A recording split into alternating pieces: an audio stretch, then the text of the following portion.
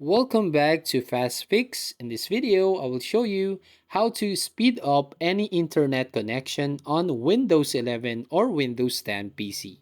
It's quite simple and easy tutorial right here, so let's get into it. So first, go to the start menu icon, just right click right here, and then click on run. And you'll find the run up, and then type right here ncpa.cpl, and then click on enter or click this OK button. Once you've done that, you will find this network connections. And then all you do is just choose the Wi-Fi that you're connected. So just click on this one or right click this one and click on properties.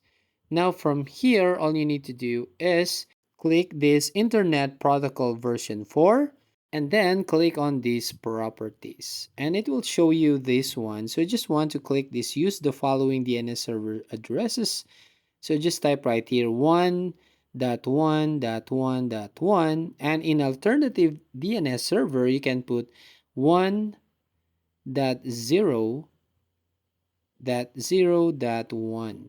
If you want to use Google DNS, you can type 8.8.8.8 or the alternative DNS will be 8.8.4.4. Now once you've done right there, you just click on OK and then click on this close button.